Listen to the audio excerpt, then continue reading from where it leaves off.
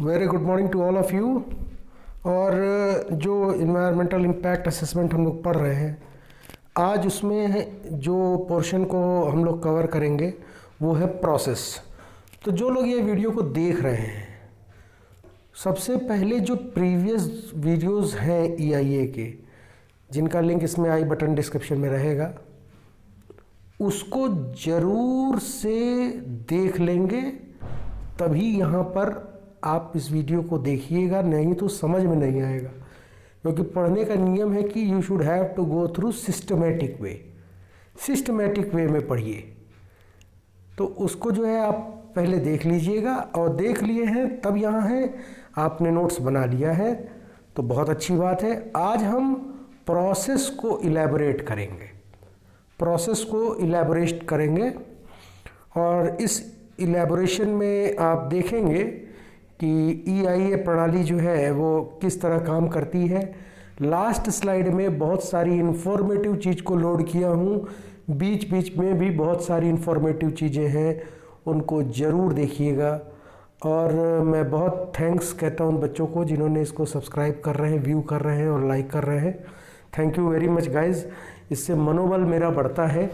और मैं आपको आज जो है प्रोसेस समझा रहा हूँ EIA का। तो ये जो फ़ोटो आप देख रहे हैं, ये मेरी फ़ोटो है, और मैं जब IRS इसरो में था, एक मीट में गया था, मीटिंग में, तो वहाँ की है। चूँकि मैं कोऑर्डिनेटर हूँ तो हर साल इसकी मीटिंग होती है। हमारे यहाँ के बच्चे भी इसमें पार्टिसिपेट करते हैं और बहुत अच्छा लगता है, और बहुत गर्व है कि मेरे बहुत सारे स्टूडेंट्स IRS इसरो से PhD कर रहे हैं, जिसमें सबसे अच्छा जो है अभिषेक अच्छा काम कर रहे हैं, उनके जर्नल्स स्प्रिंगर में है। अब देखिए, MSc इन्वायरमेंटल साइंस ही तो है वो बच्चा, और IRS इसरो से PhD बहुत बड़ी बात होती है, बहुत बड़ी। ये अचीवमेंट्स इन्वायरमेंट वालों को मिलती है, तो और ये उनके कैरियर को बहुत ही आगे ले जाती है। तो अगर आप इसमें है, इन्वायरमेंटल साइंस लेना चाह रहे हैं, तो it is good for your career boost up. आज हम लोग इस प्रोसेस को समझेंगे, और माय सेल्फ डॉक्टर प्रकाश, और शुरू करते हैं अपनी class. Now going to the first slide. कि एक डेफिनेशन था जो मैंने इसको डिफाइन किया था, management is control command overall giving possibilities. अब हम प्रोसेस को समझेंगे। तो प्रोसेस में हमने इसके पिछले स्लाइड में, वीडियोस में, EIA के स्टेजेस बेस पर बहुत सारे लोगों के धारणाओं और अवधारणाओं को मैंने पढ़ा, और पढ़ने के बाद से जो बेस एक क्लियर कट जिसको कहते हैं, एक पाथ होता है, एक ट्रैक होता है, वो यहाँ पर मुझे मिला, जिसको मैं आपको यहाँ पे शो करूँगा अभी। प्रोसेस हमेशा ही, मैं मैनेजमेंट की जब बात करते हैं, जब भी बात मैनेजमेंट पर आती है, तो मैनेजमेंट में सारी चीज़ें इंक्लूड होती हैं, हैंडलिंग से लेकर और डिज़ास्टर तक की प्रिपरेशन हमें करनी पड़ती है। तो अब EIA प्रोसेस में जो है आज जिसको हम लोग डिस्कस करेंगे, वो स्टेज बेस है।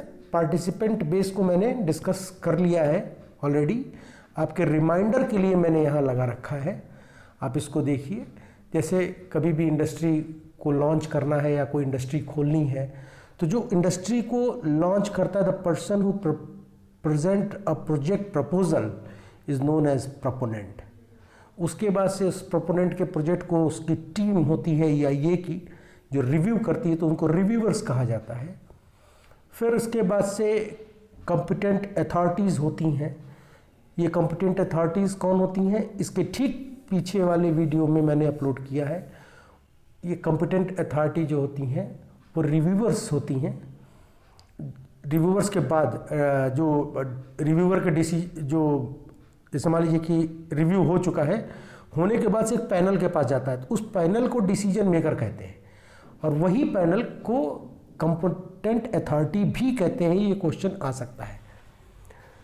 लीगल एडवाइज़र, फिर कॉम्पिटेंट अथॉरिटी के बाद से लीगल एडवाइज़र, फिर कंसल्टेंसीज और जनरल पब्लिक अपना काम करती हैं। ये एक जनरल पार्टिसिपेंट बेस पर लेआउट है, इसको मैंने डिस्क्राइब किया। आज हम लोग जिस चीज़ को हम डिस्क्रिप्शन में डाल रहे हैं वो ये स्टेज बेस है। आइडेंटिफिकेशन, प्रेडिक्शन, इवैल्यूएशन और कम्युनिकेशन।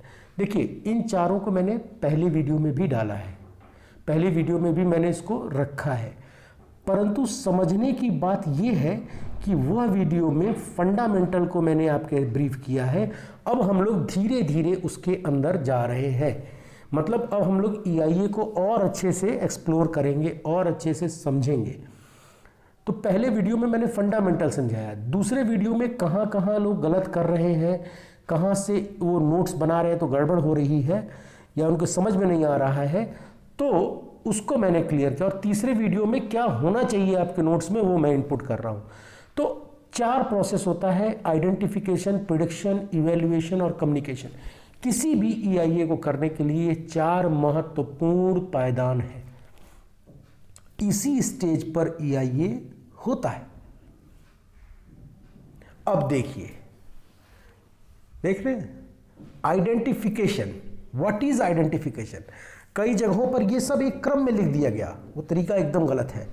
आइडेंटिफिकेशन को जब आप पढ़ेंगे और जब आप उसको डीप में पढ़ेंगे, और जो आइडेंटिफिकेशन असेसमेंट को मैं पढ़ रहा हूँ यहाँ, वो मैं 2012 में आपको बता दूं कि ये मटेरियल कहाँ से मैंने लिया, सोर्स ऑफ दिस मटेरियल 2012 में मैं त्रिवेंद्रम यूनिवर्सिटी में रिफ्रेशर कोर्स कर रहा था UGC एकेडमिक्स का, और उस रिफ्रेशर कोर्स के दौरान मुझे जो पढ़ाया गया था वो कंटेंट को जो मुझे रिसोर्स मिला उसको मैंने अपने एक कोर्स जिसको मैंने IIT मुंबई से किया था उससे कंपैरेटिवली मिलाया, और कंपैरेटिवली मिलाने के बाद से जो डेटा मेरे पास उभर कर आया, जो नोट्स हमारे पास उभर कर आया, वो ये आपके सामने है, जिसको मैं अपनी कॉपी में लिख रखा हूँ।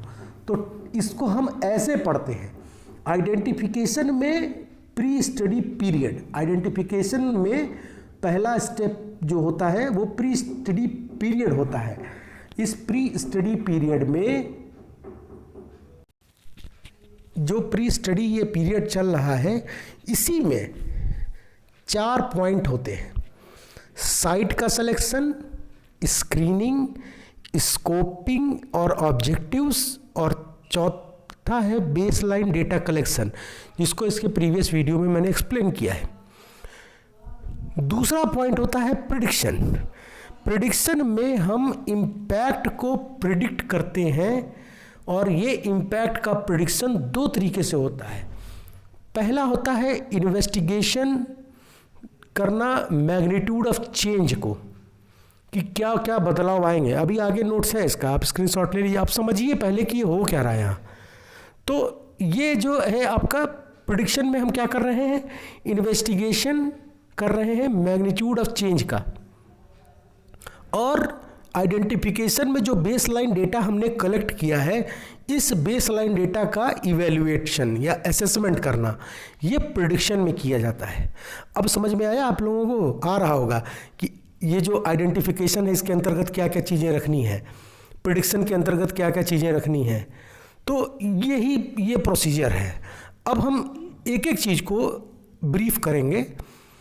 प्री स्टडी पीरियड, जिसको हम आइडेंटिफिकेशन कहते हैं, इसमें साइट का सिलेक्शन, स्क्रीनशॉट ले लीजिएगा, आपका नोट्स बन जाएगा।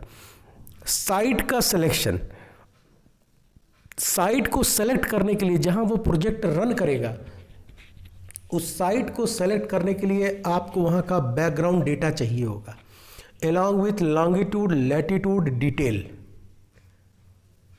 पूरी की पूरी डिटेल एनालिसिस वहां पे होनी है। फिर जब हम डिटेल एनालिसिस करते हैं, उसके बाद हम स्क्रीनिंग करते हैं। स्क्रीनिंग मतलब क्या होता है कि what is require for your project, what are essential components require for your project, तो उसको हम स्क्रीनिंग करते हैं।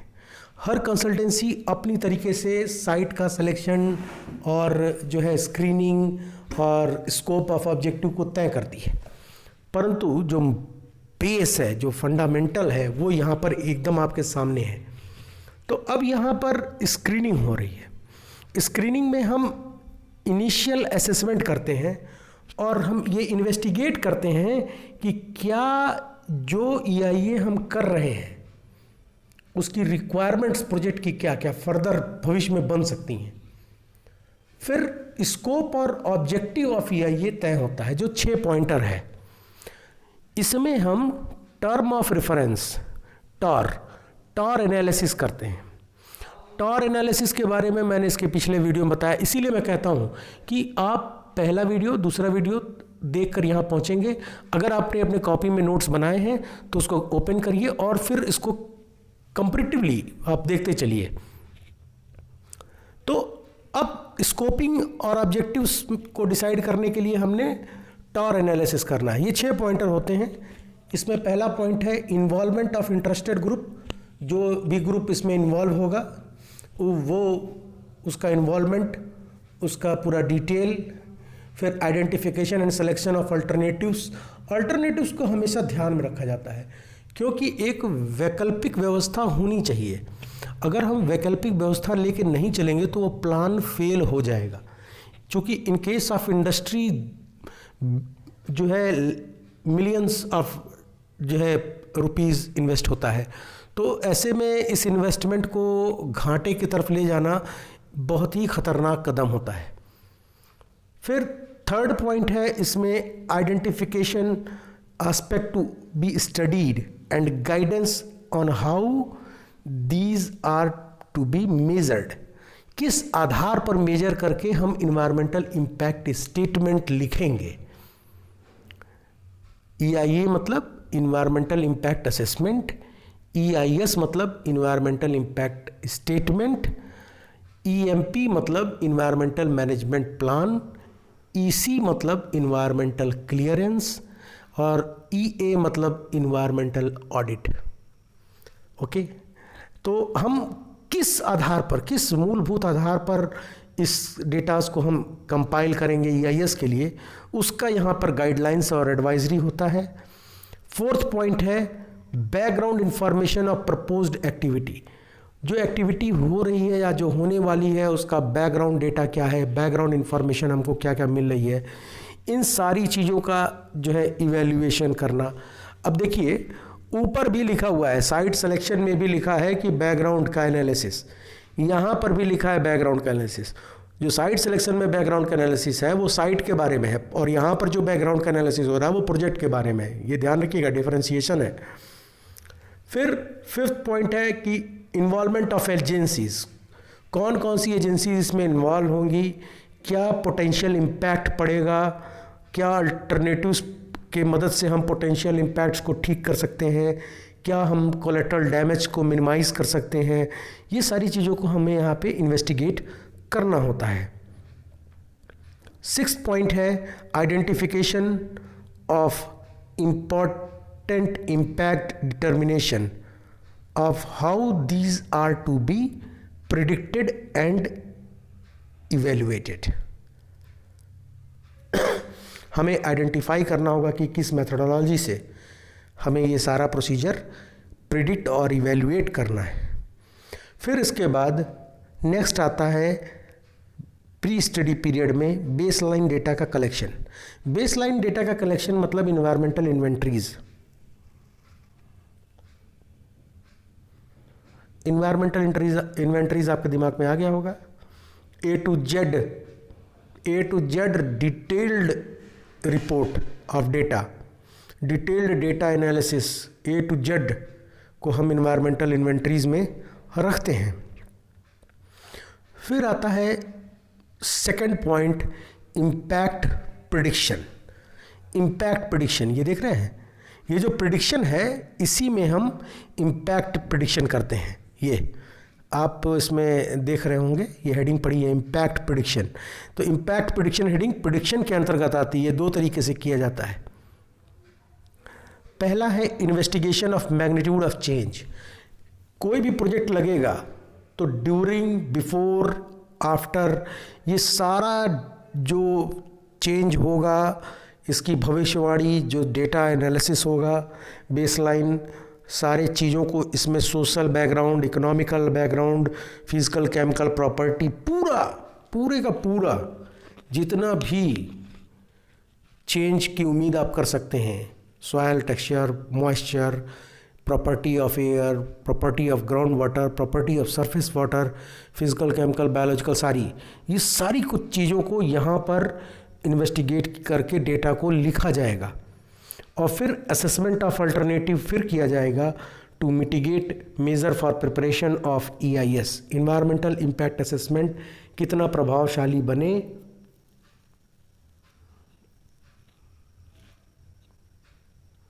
उसकी जानकारी होनी चाहिए, उसके बारे में डिटेल्ड एनालिसिस होनी चाहिए और ये डिटेल्ड डेटा कंपाइल करने का काम जो है यहाँ पर इस स्टेज पर किया जाता है।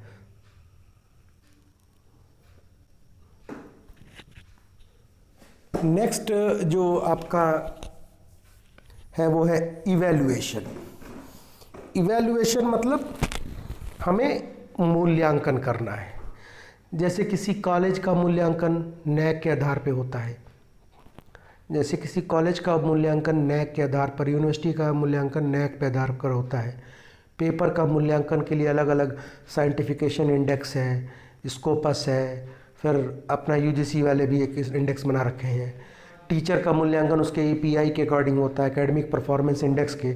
उसी तरह यहाँ पर जैसे आपका मूल्यांकन आपका रिजल्ट करता है, ठीक है, उसी तरह यहाँ पर असेसमेंट होता है और यह असेसमेंट कॉस्ट बेनिफिट एनालिसिस के आधार पर होता है।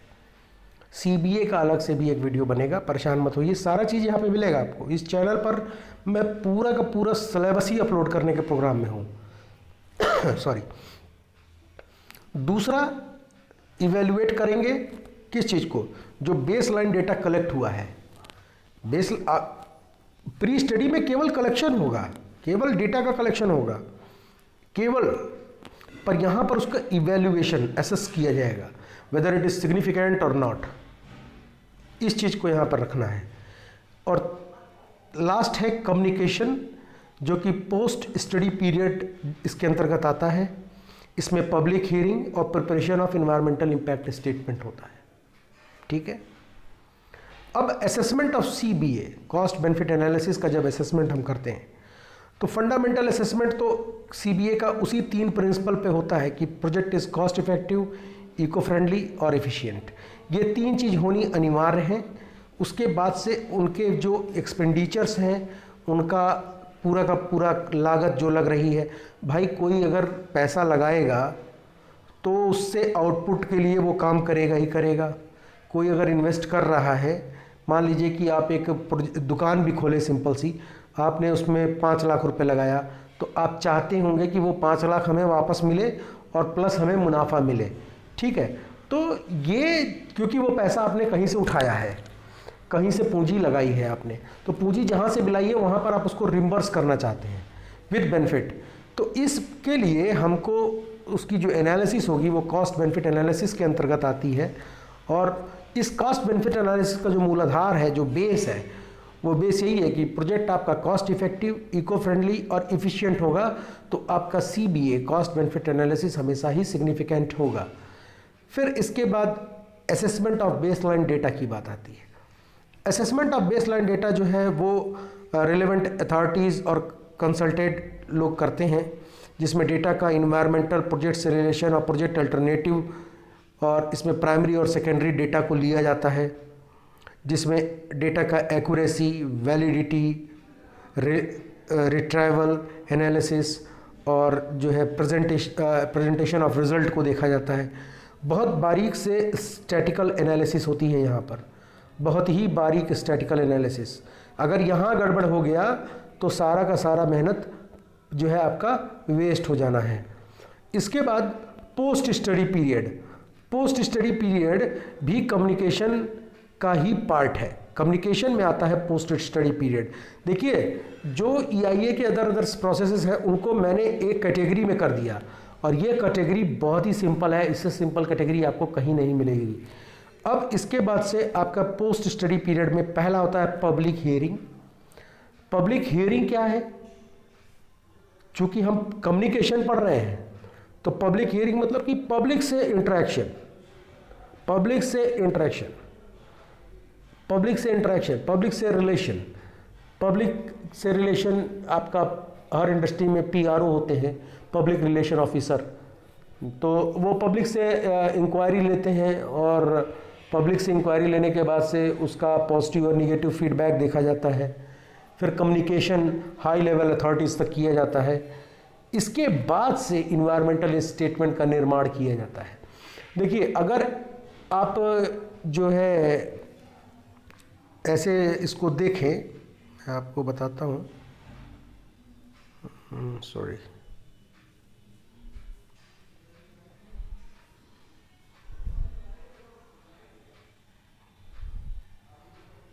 पहला होता है आपका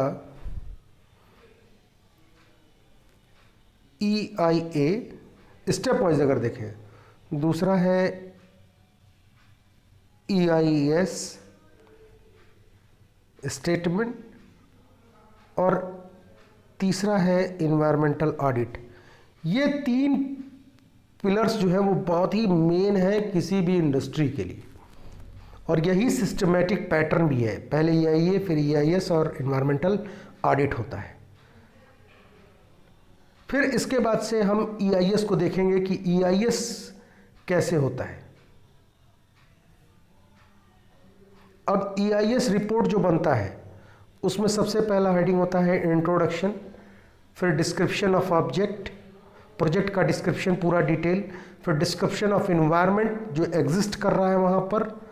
इसके बाद आपका जो है environmental impact and mitigation method पे चर्चा, डिटेल एनालिसिस, फिर analysis of alternative, environmental monitoring programme, additional studies, project benefit, और इसके बाद आपका इन्वायरमेंटल मैनेजमेंट प्रोग्राम, फिर summary and conclusion, disclosure of consultant engaged. अब एक एक चीज़ को हम लोग ब्रीफ करेंगे। जब EIS रिपोर्ट बनती है, जब भी EIS रिपोर्ट बनती है तो प्रोजेक्ट पहला होता है इंट्रोडक्शन। इंट्रोडक्शन में प्रोजेक्ट का पूरा डिटेल्ड बैकग्राउंड, ये सारा जो आप देख रहे हैं,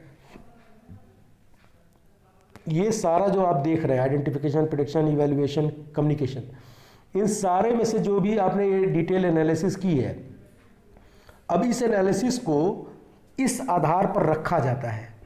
तो पहले हम उसका ब्रीफ आइडेंटिफिकेशन ऑफ प्रोजेक्ट को देखते हैं, प्रोपोनेंट से डिस्क्रिप्शन और नेचर, साइज, लोकेशन, सारी चीज़ों को जानकारी। देखिए बन लिखा हुआ है, आप स्क्रीनशॉट ले लेंगे, आपका नोट्स बन जाएगा। समझिएगा तो ज़रूरी है, समझना सबसे ज़्यादा ज़रूरी है, नहीं समझने पे दिक्कत होती है कि बेसिक नहीं क्लियर होगा तो दिक्कत होगी, और मैं यहाँ पे उसी चीज़ को क्लियर कर रहा हूँ। अब इंट्रोडक्शन में हम पूरे बैकग्राउंड डिटेल को आइडेंटिफाई करके जो है डेटा की एनालिसिस करते हैं, हुए सारी चीज़ों का हम उसमें क्या क्या स्टडी डिज़ाइन, वर्क प्लान कैसा होगा, ये सारी चीज़ें उसमें ब्रीफ करते हैं। जब हम नोटिफिकेशन का बनाएंगे ना तो प्रोफार्मा भी अपलोड कर देंगे ताकि आपको देखें आप उसको कि कैसे वो होता है। फिर दूसरा है प्रोजेक्ट डिस्क्रिप्शन। अभी तो इंट्रोडक्शन है, अब आइए प्रोजेक्ट डिस्क्रिप्शन पे। इसमें आपका layout, design, criteria, site selection, construction, फिर उसके बाद से operation, transportation, transmission, financial aspect, alternative site activities, technical facility, ये सारी चीज़ों को हम देखते हैं। साइट जो आप देख रहे हैं क्या प्रोजेक्ट के लिए वो बढ़िया है, ऐसा तो नहीं कि आप कोई ऐसी साइट चुन रहे हैं जिससे आपकी लागत जो है उससे जो आपने रकम डिसाइड की है उससे कहीं ज़्यादा बढ़ने वाली हो, ठीक है, और मुनाफा आपको उससे कम हो। तो ये सारी चीज़ों को ध्यान में यहाँ पे रखा जाता है। दूसरा चीज़ है description of environment. Description of environment के लिए ये कुछ पॉइंट्स दिए गए हैं जिस पॉइंट के अंतर्गत हमको डिस्क्रिप्शन ऑफ एनवायरनमेंट को फिल करना होता है। जैसे description of project location layout, उसका एक लेआउट डायग्राम होगा, उसको यहाँ पे रखेंगे। फिर एग्जिस्टिंग लैंड यूज पैटर्न की बात की जाती है, ऐसा तो नहीं वो फॉरेस्ट लैंड है या एग्रीकल्चरल एक्टिविटीज़ के लिए लैंड है या हैबिटेशन वहाँ पर है लोगों का। फिर उसके बाद demographic profile, population density, employment statics को देखा जाता है। फिर सॉयल प्रोफाइल, देखिए सारी चीज़ें आ जा रही हैं इसमें, soil profile, slope, types of soil, फिर physical, chemical and biological properties का इन्वेस्टिगेशन होता है। फिर हाइड्रोलॉजिकल क्वालिटी ऑफ हाइड्रोलॉजी, फिर वाटर क्वालिटी, फिर यूज़ ऑफ वाटर, कितना यूज़ है वहाँ पानी का। फिर बोथ सरफेस वाटर को हम देखेंगे, और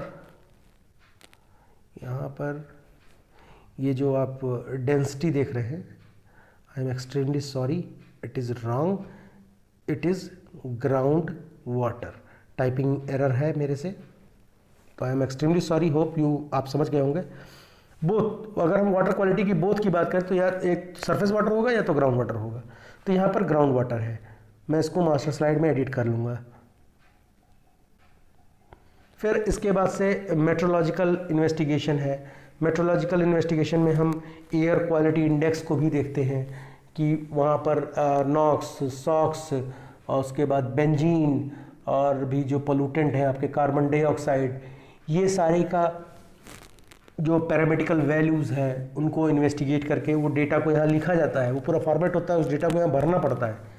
फिर इसके बाद से इकोलॉजिकल डिस्क्रिप्शन आता है जिसमें इकोसिस्टम आता है, फिर वहाँ पे रेट ऑफ सक्सेशन आता है। फिर उसके बाद से इकोलॉजिकल पैरामीटर्स आते हैं, जैसे हम उसका जो है देखते हैं किसी भी स्पीशीज़ का वहाँ डेंसिटी, अबंडेंस, इन सारी चीज़ों को इवेल्युएट किया जाता है इसमें। फिर इसके बाद से जो है फोर्थ है आपका anticipated environmental impact and mitigation method. इसमें हम design, construction of operation, financial commission को इन्वेस्टिगेट करते हैं। Significance of suggestions and of mitigation measure को लिखा जाता है। प्रोजेक्ट का जो डेंसिटी होता है, जो प्रोजेक्ट की जो का विड्थ, डेप्थ जिसको कहते हैं आप, जिसकी वजन होता है, जो उसका आकलन यहाँ पर होता है कि क्या आपका प्रोजेक्ट में ऐसा कोई प्रोसीजर है कि नहीं, कि मान लीजिए कि आपने कोई डिज़ास्टर कर ही दिया तो आपका अल्टरनेटिव प्लान क्या होना चाहिए। मान लीजिए कि आपने कोई प्रोजेक्ट डिज़ाइन किया और प्रोजेक्ट डिज़ाइन करने के बाद से अगर मान लीजिए कि वहाँ के लोग तैयार नहीं हैं रिहेबिलिटेशन के लिए। अब एक केस यहाँ पर एक आता है, मैं आपका थोड़ा सा समय लूँगा। जब रतन टाटा जी ने नैनो कार की जो प्लांट है जब वो सिंगूर में लगाए, तो वहाँ पर जो TCS है उसने ये किया और बहुत ही फ्रूटफुल कंडीशन वहाँ की बनी। अब देखिए कि पॉलिटिक्स कितनी जो है गेम बिगाड़ने वाली चीज़ होती है। अब वहाँ पर बहुत फ्रूटफुल बना। टाटा का जो कि प्लांट था, तो टाटा ने जो है वहाँ पर स्कूल और बच्चों के लिए जो है हॉस्पिटल्स, और जो सिंगूर जो कि बहुत ही वेस्ट बंगाल का पिछड़ा इलाका है, वहाँ पर लोगों को 2 टाइम का खाना नहीं मिलता था, वहाँ 3 टाइम का लोगों को खाना मिल रहा था, प्लस इकोनॉमिकल अपब्रिंगिंग हो रही थी। तो जब इकोनॉमिकल अपब्रिंगिंग हो रही थी तो वहाँ के जो दलगत नेता हैं लोग, उनको ये बात कभी से नहीं भाई।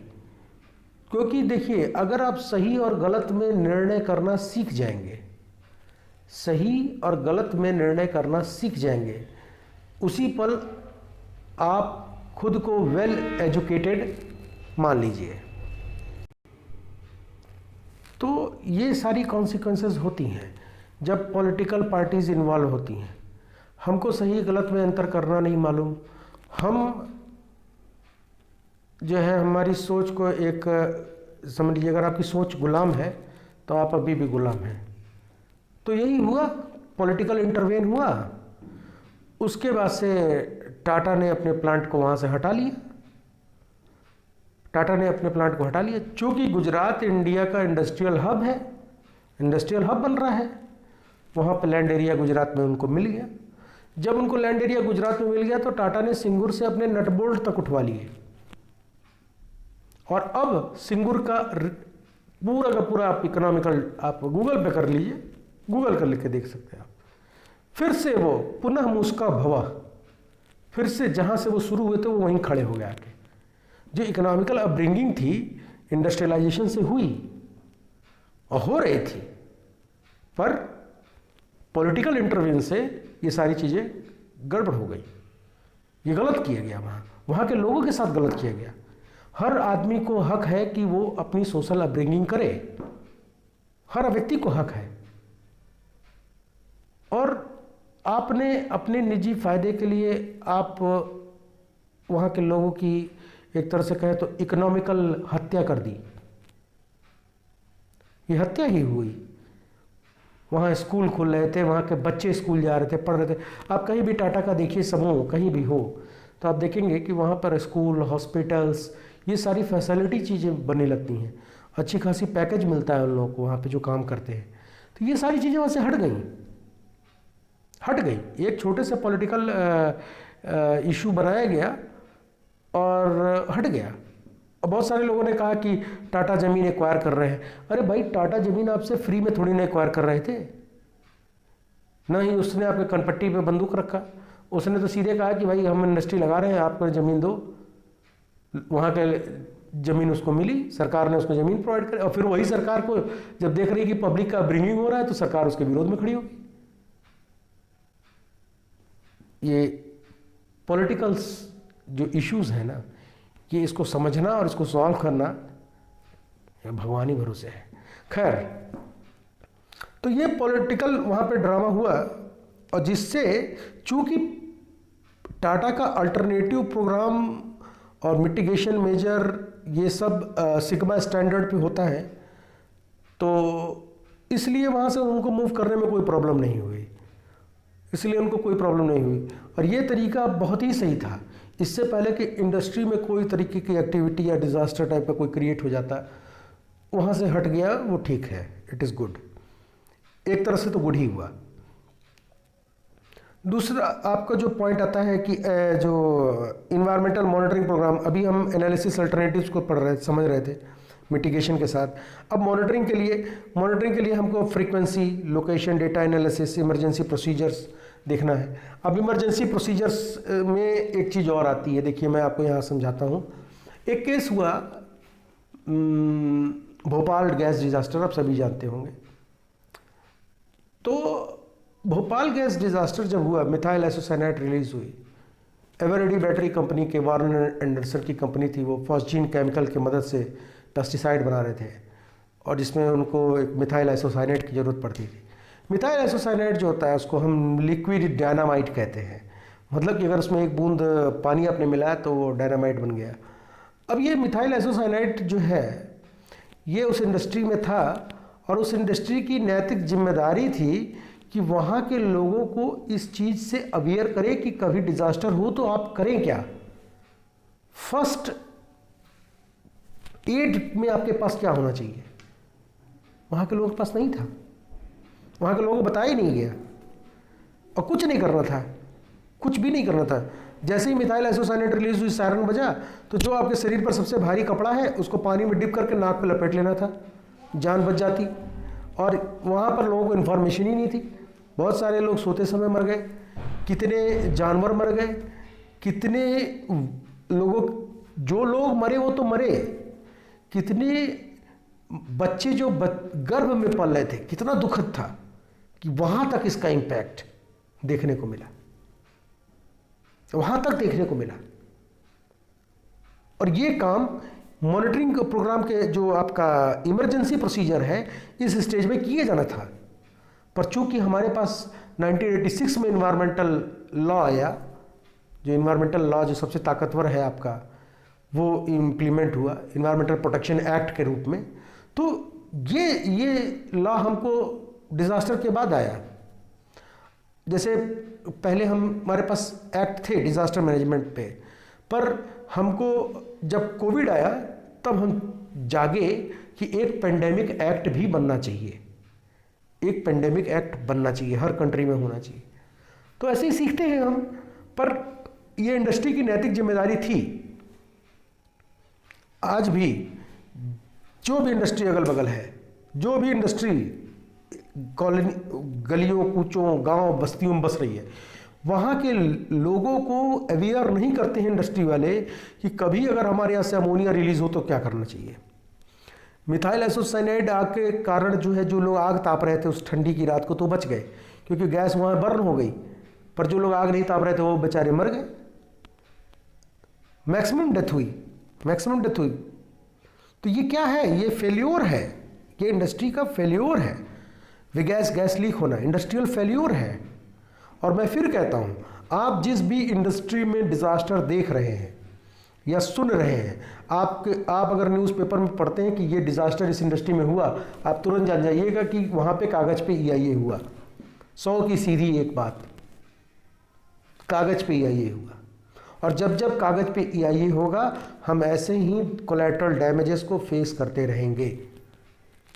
डिज़ास्टर को हम एक्सीडेंट करेंगे, और एक्सीडेंट जो है एक एक्सीडेंट होगा, वो डिज़ास्टर में कन्वर्ट होगा, और बाद में वो सारा फिर क्या होगा?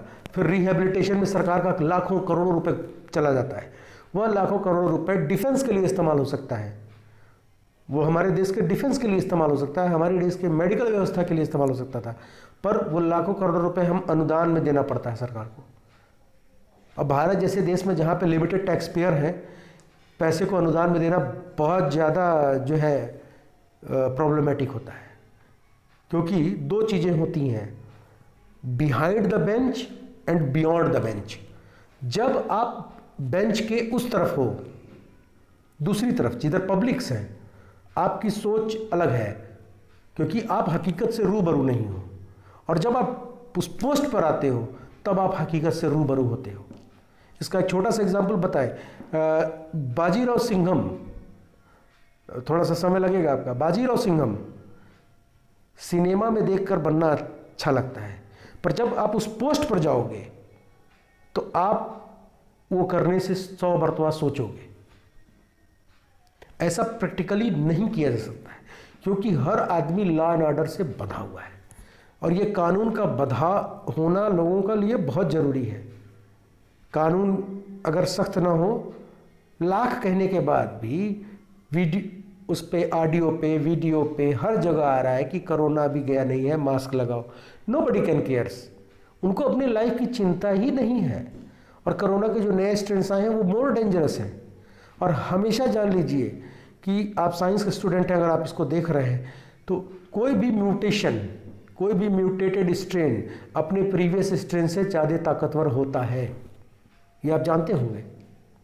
अगर आपने इंटरमीडिएट में यूपी बोर्ड से हैं और आपने MP कौशिक या रमेश गुप्ता जैसी कोई किताब पढ़ी है, जो कि बेस्ट बुक है वो, तो आप ये चीज़ जानते होंगे अगर पढ़ी है तो। इसके बाद से हम इसमें देख रहे हैं कि एडिशनल स्टडी में risk assessment, social impact, rehabilitation, resettlement action plan.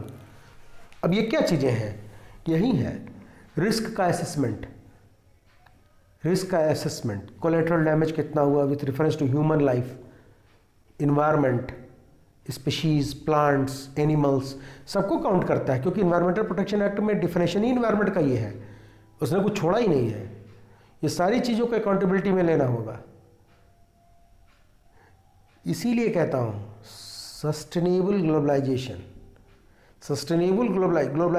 is not the best option to control or check or remediate the pollution crisis.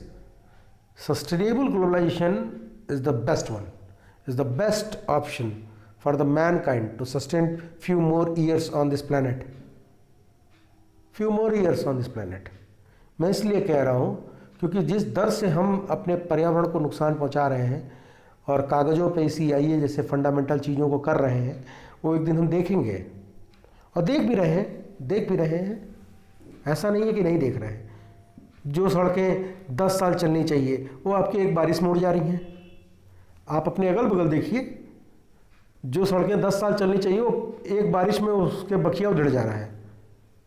Is this construction? या ये कंस्ट्रक्शन है? नहीं है।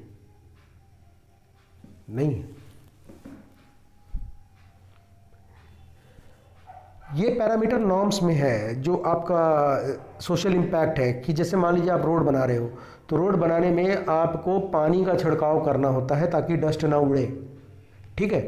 अब एक बात यहाँ पे देखिए, पानी का छिड़काव करने के लिए कौन सा पानी वहाँ इस्तेमाल होना है?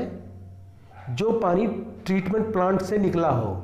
ट्रीटेड इफ्लुएंट का इस्तेमाल आप वहाँ पे कर सकते हैं, वेस्ट वाटर, पर वहाँ पे इस्तेमाल क्या हो रहा है? Ground water.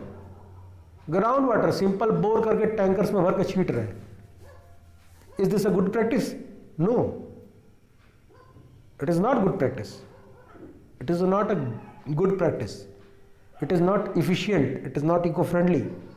You are exploiting groundwater without any recharge. Without any recharge. ये तरीका सही नहीं है। Rehabilitation and resettlement action plan. Rehabilitation and resettlement क्या हुआ? वही जो चीज़ मैंने आपको बताई थी कि कोई पहाड़ पर आप है, पहाड़ से आप उसको यहाँ बसाएंगे, ठीक है, और जो है आप यहाँ के लोगों को पहाड़ पे बसा दें तो वो उनके लिए बहुत दिक्कत वाला तरीका हो जाएगा। वो बहुत दिक्कत वाला तरीका होगा और जो है ये तरीके बहुत ख़तरनाक हो जाते हैं फॉर जो है in case of human being की बात करें, क्योंकि एनिमल्स और उसकी बात तो हम बाद में करते हैं ना। हम तो एनिमल्स को माने लिविंग मानते ही नहीं हैं। एनिमल्स को कहाँ हम लिविंग मान रहे हैं? इतना मानवता नहीं है अभी ह्यूमन पे। अभी समझ लीजिए कि 5% 10% कहीं बची हो तो बची हो, बाकी सब वो फ़ोटो खिंचवाने वाली है।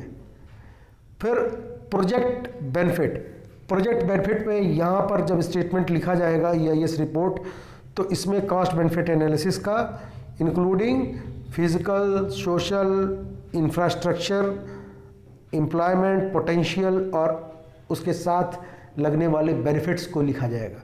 क्या क्या अपब्रिंगिंग होगी आपके प्रोजेक्ट लगने से? ऐसा कौन सा काम हो जाएगा कि आपका प्रोजेक्ट लगेगा तो वहाँ के लोगों की सोसाइटी अपब्रिंगिंग होगी? इसके बारे में डिटेल इन्फॉर्मेशन यहाँ पे फिल करनी होगी बहुत गंभीरता से। हम गंभीर नहीं ना, अपने प्लेनेट को लेकर हम गंभीर नहीं हैं, एकदम भी नहीं है। Environmental management plan EMP। अब 5th पॉइंट है इन्वायरमेंटल मैनेजमेंट प्लान का। अब प्लान को यहाँ पर इनपुट किया जाता है। प्लान डिटेल इम्प्लीमेंटेशन होता है जो अडॉप्ट किया जाता है प्रोपोनेंट का। प्री कंस्ट्रक्शन, ड्यूरिंग कंस्ट्रक्शन और ऑपरेशन फेज का इंफॉर्मेशन उसमें होता है। इसीलिए मैंने उसमें बताया आपको कि जैसे EIA, EIS और इन्वायरमेंटल ऑडिट। ऑडिट से पहले ही प्लानिंग की जाती है, स्टेटमेंट के साथ प्लानिंग चलती है, इसीलिए उसको मैंने बीच में नहीं लिखा है। इसका ये मतलब नहीं कि मैं भूल गया, मुझे याद था। फिर आइए कंक्लूजन एंड समरी पर। कंक्लूजन एंड समरी जो ड्रॉ होती है वो इन्वायरमेंटल इम्पैक्ट असेसमेंट रिपोर्ट की जो होता है वो जस्टिफिकेशन के साथ विथ एक्सप्लेनेशन प्रॉपर ड्रॉ होती है। इसमें सारे वो EIA के मेथड्स, चेकलिस्ट, डॉक्स, ये सारा चीज़ इनपुट होता है। फिर कंसल्टेंट का अपना एक व्यू डिस्क्लोज़र इसमें ऐड होता है और ऐड होने के बाद से जो है वो उसके रिज्यूम के साथ ब्रीफ सबमिशन EIA का करता है इसमें। इसीलिए इसको स्टेटमेंट कहा गया है, क्योंकि यहाँ जो लिख दिए वही सत्य है।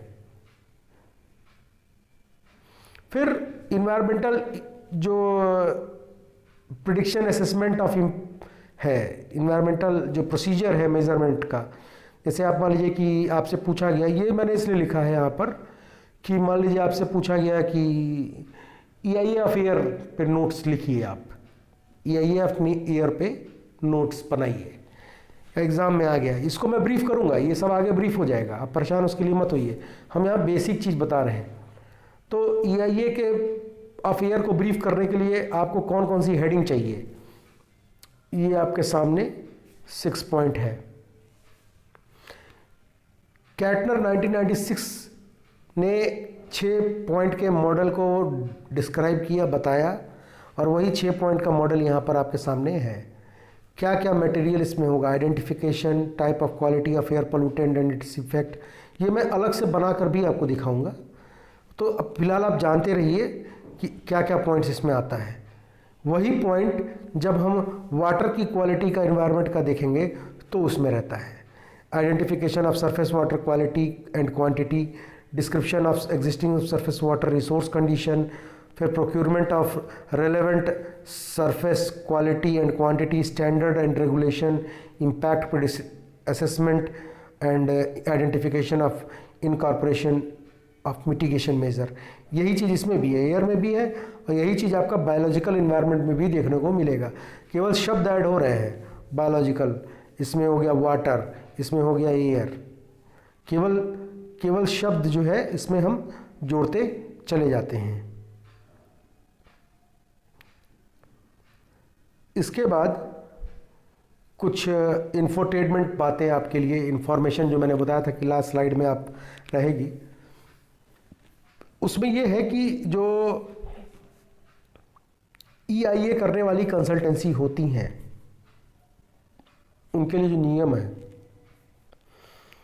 वो NABET और NABL अप्रूव्ड होनी चाहिए, NABET से और NABL से अप्रूव होनी चाहिए। EIA को 3 कैटेगरीज में रखा गया है मेजर। कैटेगरी A जो है उसका इन्वायरमेंटल क्लियरेंस जो है वो central government ministry of environment and forest देती है। कैटेगरी B जो है, इसमें 2 कैटेगरी है, B1 और B2। B1 जो है और B2 जो है ये B का ही पार्ट है, और इसमें हम ये जो डिवीजन होता है, ये डिवीजन किस आधार पर किया गया है, ये पोटेंशियल इंपैक्ट ऑफ प्रोजेक्ट पे किया गया है।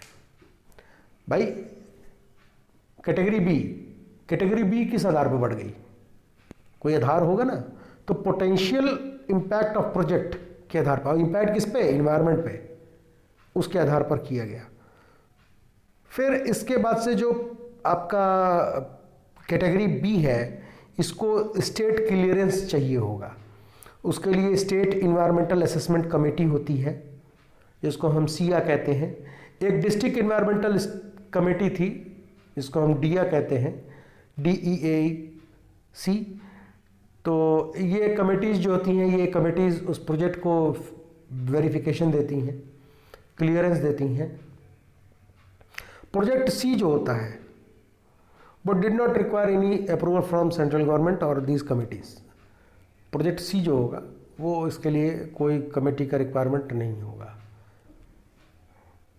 फिर जो कैटेगराइजेशन ऑफ B1 और B2 है वो ministry of environment and forest के द्वारा किया गया, जिसमें कुछ सेंसिटिव एरियाज़ हैं, जैसे रिलीजियस एंड हिस्टोरिकल प्लेस। मान लीजिए आप कोई कंस्ट्रक्शन कर रहे हैं, उसमें रिलीजियस या हिस्टोरिकल प्लेस आ रहा है, अनिवार्य है या ये होना, वो B1 B2 में आएगा।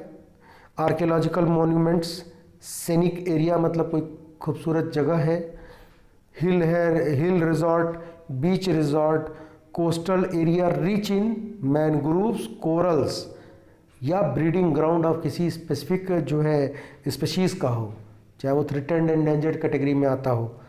Estuaries, gulf area, biosphere reserve, national park, sanctuary, national lake, swamp, seismic zone, फिर tribal settlement, area of scientific और geological interest, defence area, broad आपका बॉर्डर एरिया। इंटरनेशनल बॉर्डर का भी यही होता है, वो UN के रिप्रेजेंस में होता है, यूनाइटेड नेशन एनवायरमेंटल जो असेसमेंट होता है वो करती है। और एयरपोर्ट, ये सारे एरिया B1 में आते हैं और B2 में आते हैं। इसके बाद से जो रिपोर्ट इन्वेंट्री जो डेवलप होती है फॉर EIA, वो रिपोर्ट इन्वेंट्री जो आपका होता है वो ISO 14040 के अंतर्गत और ISO 14044 के कंप्लायंट मेथोडोलॉजी के अंतर्गत होता है। Category A and B1, category A और B1 का ड्यूरेशन है 60 डेज इन्वायरमेंटल क्लियरेंस के लिए। इन्वायरमेंटल क्लियरेंस का जो साइकिल है फॉर रिवर वैली प्रोजेक्ट्स वो 10 साल है। जो इन्वायरमेंटल क्लियरेंस साइकिल है फॉर माइनिंग प्रोजेक्ट वो 30 ईयर्स है। और जो इन्वायरमेंटल क्लियरिंग साइकिल है फॉर इन 2 प्रोजेक्ट को छोड़कर और कोई भी प्रोजेक्ट हो, इन 2 प्रोजेक्टों को छोड़कर और कोई भी प्रोजेक्ट हो तो सबके लिए 5 साल का कर दिया है। अब यही जो नोटिफिकेशन आपका आया है, अब देखिए बहुत सारे लोग एक चीज़ ये सवाल में पूछ रहे हैं हमसे कि जो EIA का जो 2020 है, EIA 2020, इस पर आप अपनी राय दीजिए। तो एक बात आप जान लीजिए, अभी ये लागू नहीं हुआ, ये ड्राफ्टेड है अभी। इस ड्राफ्टेड होने का मतलब है कि इस तरह के नोटिफिकेशन में संशोधन की गुंजाइश होती है, ठीक है। तो यदि हमारे पर्यावरण मंत्री को कुछ समझ में आएगा तो उसमें कुछ वो अच्छा जोड़ेंगे, और उसको कुछ उसमें जो लिखा है उसको कुछ किया नहीं है। देखिए EIA 1994 का जो नोटिफिकेशन है, 2006 का जो नोटिफिकेशन है, और जो 2020 का ड्राफ्ट है, नोटिफिकेशन और ड्राफ्ट में अंतर होता है। इसमें क्या है कि एक चीज फंडामेंटली, एक बेसिक चीज है। इसमें किया क्या, इसमें जो ड्यूरेशन है उसको मिनिमाइज किया है। मैं ये नोटिफिकेशन पे कई सारे ब्लॉग्स भी पढ़ रहा हूँ, क्योंकि इस पे भी मुझे वीडियो आपको देना है। मैंने बोला है कि कंपैरेटिव एनालिसिस करके आपको बताऊंगा। तो पहले तो आप ये जान लो कि ड्राफ्ट और नोटिफिकेशन 2 अलग अलग चीज़ें होती हैं। अब ड्राफ्ट पे चर्चा होती है, नोटिफिकेशन में संशोधन होने के चांसेस 100% होते हैं, ठीक है। तो इसको लेकर पैनिक होने की ज़रूरत नहीं है। अब जो आपका ये नोटिफिकेशन जो ड्राफ्ट है EIA का, इस ड्राफ्ट में एक फंडामेंटल चीज क्या कि इन्होंने ड्यूरेशन को घटाया है और प्लस कुछ फ्री हैंड देने की बात कही है, ठीक है। और ये कही है, अगर लागू हो गई तो इंडस्ट्री को फ्री हैंड देना इस ड्राफ्ट की सबसे बड़ी डीमेरिट होगी, सबसे बड़ी डीमेरिट होगी। और ये जो आपका प्रोसीजर है EIA का, उसको ये बहुत ज़्यादा लीनियंट बना देगा, मतलब बहुत ज़्यादा उसको एप्पल ऑफ डिस्कार्ड करने वाली बात हो गई, मैंने गुड फॉर नथिंग वाली स्थिति क्रिएट हो जाएगी। देखिए इंडस्ट्री लगी है, ठीक है, अच्छी बात है, पर उसका ये मतलब नहीं है कि आप इन्वायरमेंटल ग्राउंड पे कोई ऐसी एक्टिविटी करें जो कि जानलेवा हो जाए पर्यावरण के लिहाज से। तो ये हमको समझना पड़ेगा, और अभी इसको समझने में इन्वायरमेंट को हमको बहुत साल लगने हैं, क्योंकि हम अभी तो गुलामी से आज़ाद हुए हैं। तो अब धीरे धीरे जो है इन पॉइंट्स पे हम लोग चर्चाएं करते हुए आगे बढ़ेंगे। देखते हैं सरकार क्या निर्णय लेती है। Hope for the best always, क्योंकि मैं निगेटिव नहीं सोचता हूँ ज़्यादा। अगर आधा गिलास भरा है और आधा गिलास खाली है तो मेरा आंसर होगा भरे गिलास पे फोकस करो, ठीक है। आधे गिलास जो खाली है उसमें क्या ढूंढना, उसमें तो कुछ है ही नहीं। फिर इसके बाद से जो आपका नेक्स्ट मेरा अपकमिंग वीडियो जो इसके बाद पड़ेगा, उसके कंटेंट मैं आपको यहाँ बता दूँ। मुझे बड़ा अच्छा लगा कि कंटेंट को एक बच्चे ने पूछा कि सर नेक्स्ट वाला भी डाल दिया कीजिए। तो इन्वायरमेंटल क्लियरेंस डिटेल में कमेटीज़ जो EIA में बनती हैं, जैसे सिया कमेटी और जो है आपका environmental clearance committee, DA committee, ये सारे कमेटीज़ के बारे में इसमें चर्चा होगी। प्रिडिक्शन असेसमेंट एंड इम्पैक्ट पर चर्चा होगी, और कॉस्ट बेनिफिट एनालिसिस ब्रीफ में रहेगा, और इन्वायरमेंटल ऑडिट ब्रीफ में रहेगा। मतलब कि दूसरा जो इसके बाद जो हम 4th वीडियो अपना अपलोड करेंगे, उसमें आप जो है environmental clearance, cost benefit analysis और इन्वायरमेंटल ऑडिट, ये तीनों का तीनों आप पाएंगे। मतलब कि होपफुली कि ये जो 4th वीडियो होगा वो सेकेंड लास्ट वीडियो होगा, और उसके बाद से नोटिफिकेशन पे चर्चा होगी। इन्वायरमेंटल ऑडिट इसलिए रखा है लास्ट में क्योंकि उसको लास्ट में होना ही चाहिए। Thank you very much. Hope कि आपको अच्छा लग रहा होगा। तो अगर अच्छा लग रहा है तो लाइक शेयर कर दीजिए, कमेंट कर दीजिए, सॉरी। और कोई भी क्वेरी हो, बेधड़क बेसंकोच you are free to ask questions. देखो अगर आप क्वेश्चन नहीं पूछोगे, ठीक है, वो चीज़ आप अपने मन में ही रखे रह जाओगे, एक्सप्लेनेशन नहीं पाओगे, तो कहीं एक्सप्लेन करना पड़ेगा ना, तो प्रॉब्लम होगी। और इन्वायरमेंटल साइंस एक ऐसा सब्जेक्ट है जिसमें आप समाज के मुद्दे पर, इकोनॉमिक्स पे, आप पॉलिटिक्स पे, आप जो है कल्चरल हेरिटेज पर, सब पे बोल देंगे, सब पे बोल सकते हैं आप, पर बोलेंगे तब ना जब आपका कंसेप्ट क्लियर रहेगा। नहीं तो बहुत लोगों को कह दो जाओ एनवायरनमेंट पे लेक्चर दो तो उनके हाथ पैर कांपने लगते हैं। तो उम्मीद करता हूँ अच्छा लगेगा। कोई क्वेरी होगी तो बेधड़क पूछिएगा बच्चों। Thank you very much. और बहुत सारे बच्चे जो राजस्थान का इन्वायरमेंटल इंजीनियरिंग का और उसका पेपर देने जा रहे हैं, उनको मेरे लिए तरफ से बहुत बहुत आशीर्वाद, गुड लक। मिलते हैं नेक्स्ट वीडियो में। हैव अ नाइस डे, खुश रहिए।